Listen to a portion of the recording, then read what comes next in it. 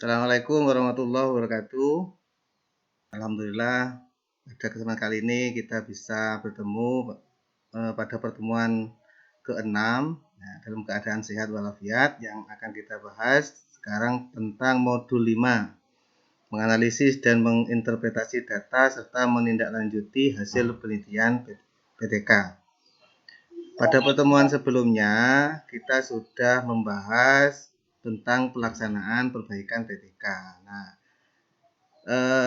materi ini adalah kelanjutan dari data yang sudah terkumpul. Kemarin kita sudah melaksanakan, kemudian sudah mendapatkan data-data. Nah, tahap berikutnya adalah menganalisis dan menginterpretasikan. Sampai nanti jadilah di laporan PTK menjadi bab 4 dan 5. Bab 4 hasil penelitian dan bab 5 adalah penutup, kesimpulan, dan tindak lanjut. Monggo sepenuhnya saya persilakan pada kelompok 6 untuk mempresentasikan dan membuka sesi tanya jawab. Monggo sepenuhnya saya persilakan. Assalamualaikum warahmatullahi wabarakatuh. Waalaikumsalam warahmatullahi wabarakatuh. Pada kesempatan hari ini kami kelompok 5 yang terdiri dari 4 anggota, yaitu Bu Mulyani, saya sendiri Kiki Fitriana, yang ketiga Bu Erna Miftahujana, 4 Ibu Anggraini Puspita. Pada kesempatan ini kami akan memaparkan tentang modul 5, yakni menganalisis dan menginterpretasikan data serta menindaklanjuti hasil PTK. Di sini saya Kiki Fitriana akan mempresentasikan tentang KB1, yaitu tentang analisis, penyajian, dan interpretasi data. Di sini hakikat analisis, penyajian, dan interpretasi data. Setelah melakukan pengumpulan data melalui berbagai teknik yang sesuai dengan tujuan, hendaknya peneliti menelaah atau menganalisis data yang telah dikumpulkan, sehingga dapat menyimpulkan hasil perbaikannya. Jika tidak ada tindak lanjut, maka data yang telah kita kumpulkan tidak akan bermakna atau sia-sia. Pada bagian B, yaitu menganalisis dan menyajikan data. Next. Hakikat analisis, penyajian dan interpretasi data. Pada tahun 2000, Mills mendefinisikan analisis data sebagai upaya yang dilakukan oleh guru yang berperan sebagai peneliti untuk merangkum secara akurat data yang telah dikumpulkan dalam bentuk yang dapat dipercaya dan benar. Sedangkan interpretasi data merupakan upaya untuk mengungkapkan makna data yang dikumpulkan untuk menjawab pertanyaan peneliti. Tanpa melakukan analisis, kita tidak dapat menjawab pertanyaan. Alasan mengapa kita perlu melakukan analisis dan interpretasi data? Yang pertama, karena tanpa melakukan analisis, kita tidak mungkin dapat menjawab pertanyaan yang mendorong kita melakukan penelitian. Yang kedua, kegiatan analisis adalah mencoba mengolah data agar lebih mudah dibaca dan dapat memberikan makna pada pembacanya. Di sini kami akan memaparkan contoh analisis yang terdapat pada halaman 5.5 modul PTK, yakni yang pertama, 1. Ada 11 dari 30 siswa mendapat kesempatan menjawab pertanyaan. Di antaranya siswa nomor 1, 3, 8, 10, 14, 18, 20, 22, 23, 25, dan 27. Kedua, ada 3 siswa yang mendapat kesempatan menjawab 2 kali. Di antaranya yang bertempat pada urutan ke-14, 20, dan 27. Yang ketiga, Semua deret tampak duduk mendapat kesempatan menjawab, namun siswa yang duduk di sebelah kanan guru lebih banyak mendapatkan daripada yang duduk di sebelah kiri guru, yaitu hanya 4 kali. Dari hasil analisis dapat disajikan dalam bentuk uraian, tabel, atau grafik. Jika hasil analisis ini kita gabungkan dengan komentar atas jawaban siswa yang berasal dari catatan guru dan catatan pengamat atau teman sejawat, maka hasil analisis ini akan memberikan makna yang lebih komprehensif. Peneliti akan segera dapat melihat gambaran jawaban dari masalah yang diteliti dan diperkirakan tingkat keberhasilan tujuan perbaikan yang direncanakannya. Maksudnya itu jumlah kesempatan menjawab yaitu 14 kesempatan pada 11 siswa. Terus dari kesimpulan ini, dengan menggunakan analisis dan penyajian data, kita dapat memperoleh 1. Data dapat dibaca dengan mudah. Yang kedua, peneliti dapat memaknai data tersebut. Manfaat yang ketiga yaitu data dapat diinterpretasikan. Serta yang keempat, dari penelitian, pertanyaan peneliti dapat dijawab setelah menggunakan analisis dan penyajian data. Yang bagian B, menganalisis dan menyajikan data. Di sini timbul suatu pertanyaan, mengapa kita perlu menganalisis dan menginterpretasikan data? Yaitu seperti yang disampaikan tadi, karena data yang dikumpulkan dalam PTK lebih cenderung merupakan data kualitatif. Karena analisis data dilakukan secara kualitatif deskriptif. Yang kedua, analisis berupa pemilahan dan pengelompokan data yang berupa catatan singkat dan tanda-tanda atau lambang yang dibuat oleh pengamat atau catatan guru. Jadi dari data yang dianalisis secara akumulatif keseluruhan pada akhir penelitian, yaitu setelah satu paket perbaikan selesai dilaksanakan.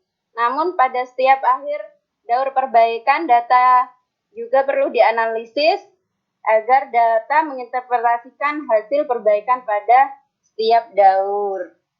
Kami kembalikan pada Ibu Mulyani selaku moderator. Iya, makasih Bu Kiki. Untuk selanjutnya, kegiatan belajar 2 akan dipresentasikan oleh Mbak Erna. Mbak Erna dipersilakan. Ya, terima kasih. Untuk kegiatan belajar 2, yaitu tentang kesimpulan dan tindak lanjut hasil PTK. Untuk yang A, tentang menyimpulkan hasil PTK. Di sini ada bagian pengertian, kemudian ciri-ciri sebuah kesimpulan, langkah-langkah membuat kesimpulan. Dan untuk yang B, menindaklanjuti hasil PTK. Isinya tentang pengertian, pembuatan saran, kemudian langkah-langkah membuat saran. Selanjutnya, untuk yang A, menyimpulkan hasil PTK, di sini pengertian atau memberi pendapat berdasarkan apa yang atau pendapat terakhir yang dibuat berdasarkan uraian yang telah dibuat. Dan untuk ciri-ciri kesimpulan di antara sehingga kita paham benar apa yang dicari dalam penelitian. Untuk yang kedua yaitu cari temuan atau deskripsi temuan apa yang dibuat berdasarkan analisis data. Untuk yang ketiga, menemukan pertanyaan penelitian atau tujuan perbaikan. Kemudian buat saripatinya dan diuraikan dengan mengidentifikasi butir yang penting. Untuk yang keempat, setelah membuat tujuan perbaikan disimpulkan, kemudian sesuai dengan urutan pertanyaan penelitian atau tujuan perbaikan. Yang kelima, periksa kembali kesesuaian antara pertanyaan penelitian, uraian, dan kesimpulan, sehingga nanti akan bahwa kesimpulan sudah dirumuskan dengan benar. Untuk selanjutnya, menindaklanjuti hasil penelitian tindakan kelas. Untuk yang bagian A itu tentang pengertian, untuk yang B itu tentang rambu-rambu pembuatan saran dan langkah-langkah. Untuk pengertiannya, menurut bahasa Indonesia dalam saran dimaknai sebagai pendapat atau usul atau anjuran cita-cita yang dikemukakan untuk dipertimbangkan. Dan di sini berpegangan pada pengertian, maka saran bukan merupakan tugas atau perintah yang harus dilaksanakan, tetapi anjuran yang perlu dipertimbangkan. Pembuatan saran atau pemberi saran harus menginginkan agar saran tersebut diterima dan ditindaklanjuti. Oleh karena itu, saran harus dibuat dengan landasan yang kokoh, penuh pertimbangan, dan mungkin dilaksanakan. Dalam konteks PTK, saran harus dibuat secara jelas dan operasional agar benar-benar dapat dilaksanakan. Untuk selanjutnya, rambu-rambu pembuatan saran. Di sini rambu-rambu pembuatan saran untuk yang pertama yaitu harus sesuai dengan kesimpulan atau hakikat penelitian yang kita lakukan. Saran lahir dari kesimpulan tentang hasil penelitian. Untuk yang kedua, saran harus mempunyai sasaran yang jelas. Untuk yang ketiga, saran untuk menindaklanjuti hasil PTK sebaiknya bersifat konkret dan operasional sehingga mudah dilaksanakan atau diterapkan. Untuk yang keempat, saran juga harus mempertimbangkan metodologi atau prosedur penelitian yang dilaksanakan serta bidang studi yang diajarkan. Untuk langkah-langkah pembuatan saran, yang pertama itu mencermati kesimpulan yang sudah dibuat. Yang kedua, menentukan kepada siapa saran akan ditunjukkan. Yang ketiga, tentukan kepada siapa saran yang akan ditunjukkan. Dan yang keempat, tulis saran dengan kalimat yang tegas dan lugas. Ya. Sekian, saya kembali. Terima kasih. Assalamualaikum warahmatullahi wabarakatuh. Saya mau bertanya, saya tadi melihat di lembar observasi. Jadi sepertinya pengambilan analisis ya, contoh analisis. Kalau di sini sepertinya diacak ya Bu ya, diacak untuk yang menjawab pertanyaan siswa yang mendapatkan kesempatan menjawab 1 kali, 2 kali, seperti itu ya. Apakah ada cara lain sehingga anak-anak itu semuanya kesempatan untuk menjawab pertanyaan? Terus kadang-kadang di PTK itu permasalahannya di beberapa siswa yang biasanya kalau kita mengadakan peningkatan memang anak-anak itu saja kadang-kadang. Sekarang yang saya tanyakan, apakah di dalam PTK itu diajak atau memang boleh untuk semuanya diberi kesempatan seperti itu Bu? Di dalam PTK itu diajak atau semua boleh diberi kesempatan, nggih Bu nggih?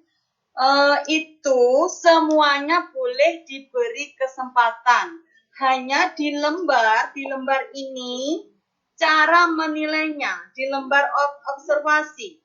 Misalkan ada sebuah pertanyaan, kebetulan ada anak itu jawabnya lebih dari 1 kali, bisa 2 kali, bisa 3 kali, jadi nanti kita beri tanda seperti itu.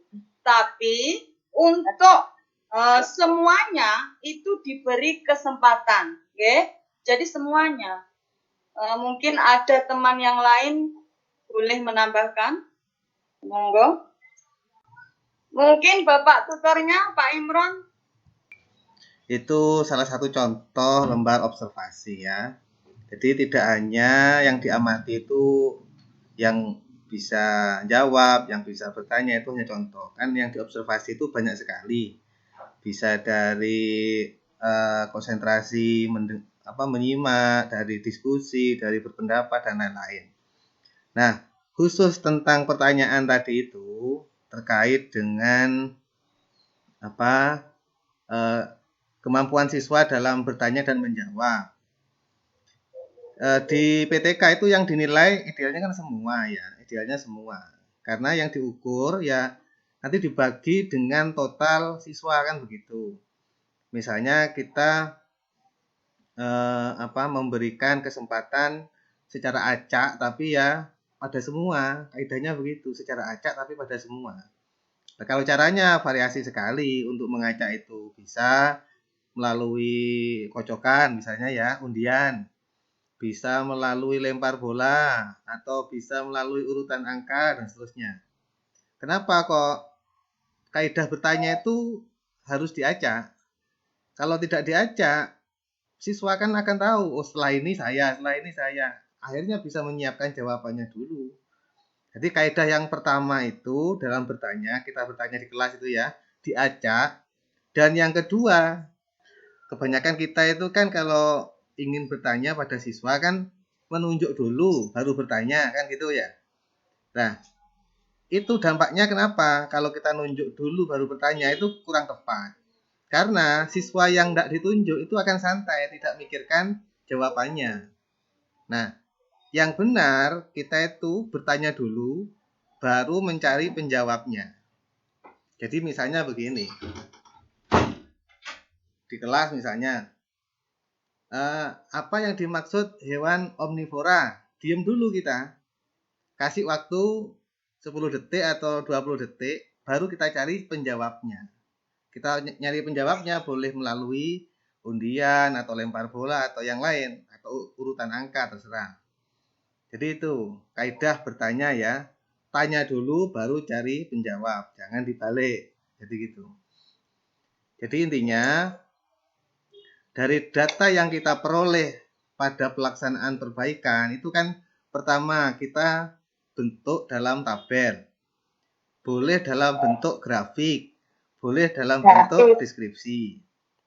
Contoh yang tadi dalam bentuk tabel. Tabelnya nggak harus seperti itu. Boleh juga kalau siswanya sedikit, langsung aja namanya dicantumkan di dalam bab 4. Kalau banyak, boleh rekapan seperti tadi itu. Nanti di akhir saya share juga nanti beberapa contoh penyajian data.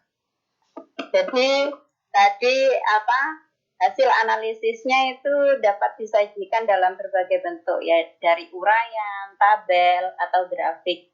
Itu juga ada di contoh-contoh halaman modul PTK 5.6, tabel 5.1, itu juga ada halaman 5.10 itu juga konten yang lebih detail gitu. Jadi tidak harus dengan menggunakan tabel. Jadi tergantung kita gimana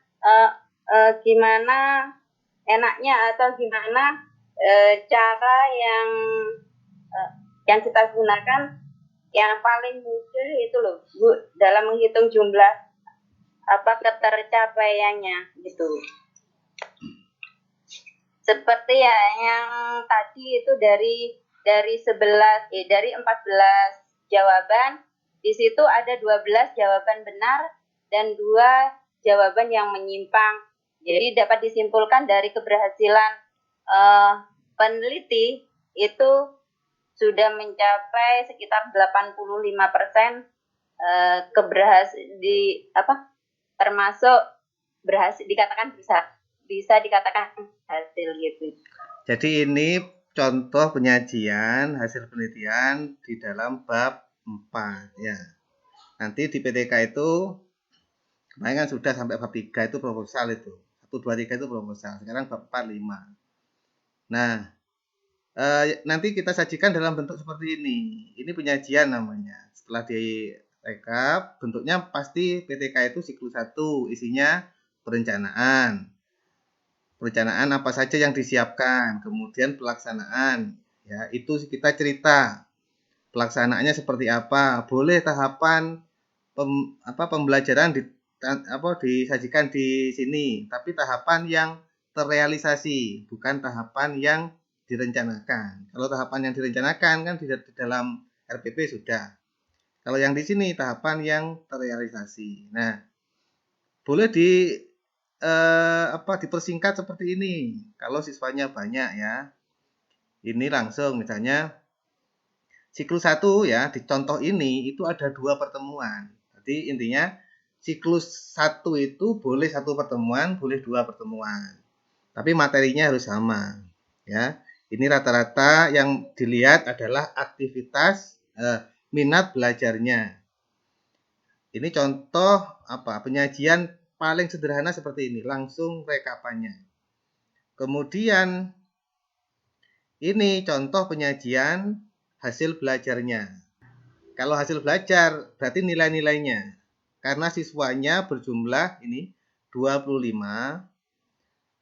Kalau disajikan rincian berarti nomor, nama, nilai, kemudian keterangan tuntas atau tidak tuntas. Kalau dengan nama-namanya. Tapi kalau rekapannya saja boleh seperti ini. Nanti nilai lengkapnya dilampirkan pada lampiran. Jadi ini seperti ini. Yang mendapatkan nilai 80 sampai 85 satu anak dan seterusnya. Berarti kategori tuntas kan ini. Nomor 1, 2, 3 ini kategori tuntas ya. Nomor 4, 5, 6 ini kategori tidak tuntas. Di sini yang tuntas berarti 11 siswa ya. Tuntas itu menghitungnya kan di atasnya KKM. Berarti yang nilainya ini KKM-nya 70. Kalau di atas KKM-nya sejumlah 11 siswa, maka menghitungnya begini. 11 dibagi total siswa 25 dikali 100. Berarti ketuntasan secara klasikal 44%. Ini siklus 1. Ya. Nah, yang bermasalah begini. Jika ada anak yang tidak masuk, ya, ini jumlahnya di absensi itu kan 25. Waktu kita menerapkan siklus, ada siswa yang tidak masuk misalnya. Nah, itu tidak diberi nilai 0, tapi dicoret. Bukan sebagai pembagi. Nah, kalau tidak masuk sebagai pembagi, lah kan nilainya semakin rendah ini. Dikasih 0 misalnya. Itu yang keliru seperti itu. Jadi kalau tidak masuk ya maka ini 24. Jadi begitu. Pembaginya ini hanya yang ikut saja.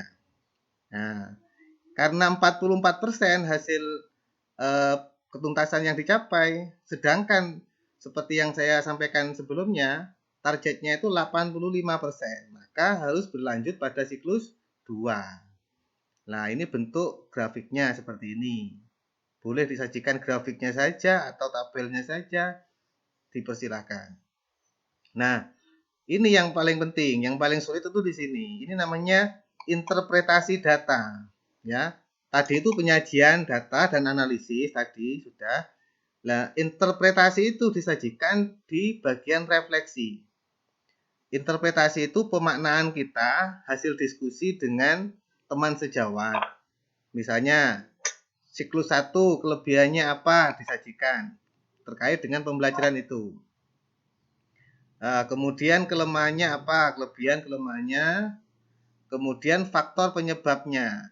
Nah ini misalnya ya, padahal siklus 1 itu sudah diterapkan dengan baik misalnya, tapi hasilnya kok masih belum baik, belum tuntas secara klasikal. Nah penyebabnya apa, disajikan di sini. Di faktor yang menyebabkan. Kemudian berarti harus lanjut pada siklus 2. Kenapa? Alasannya karena ini.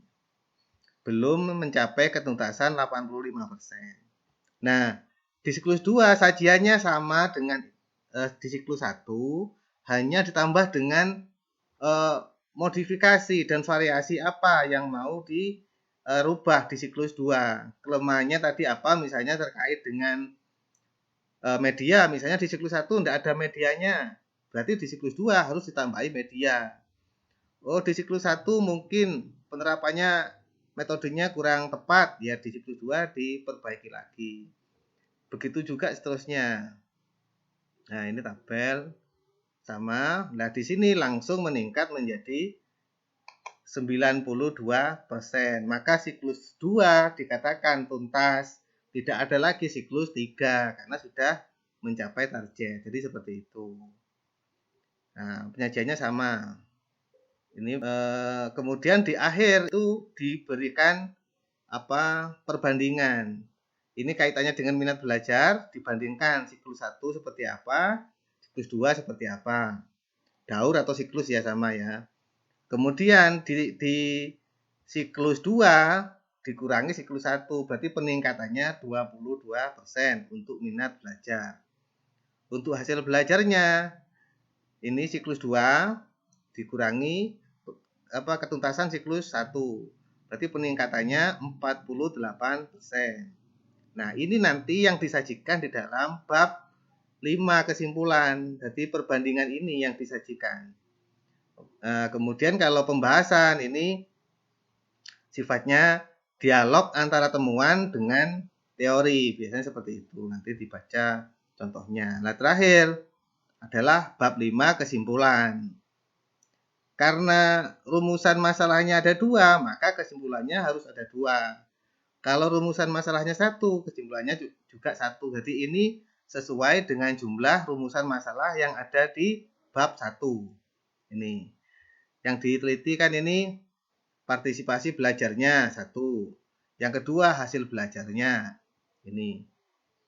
Data-datanya harus disajikan di sini ini. Berupa persentase tadi itu.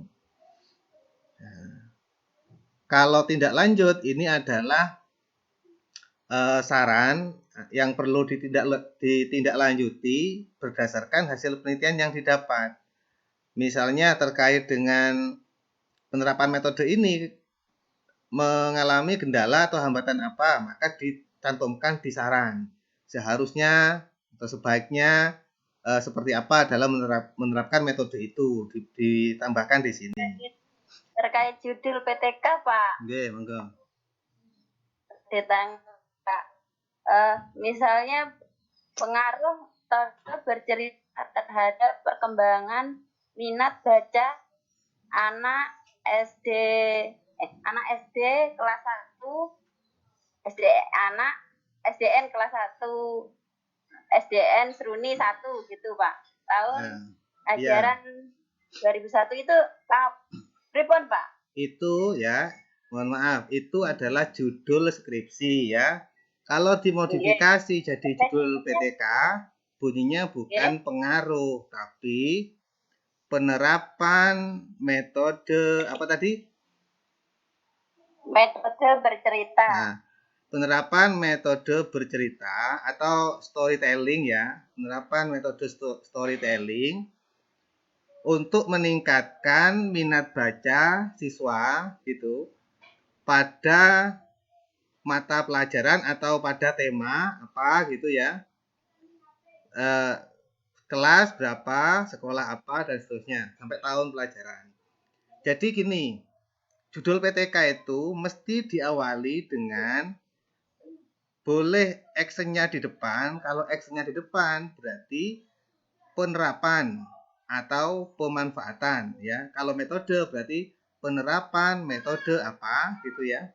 Kalau media berarti pemanfaatan media apa. Terus mesti diikuti untuk meningkatkan apa.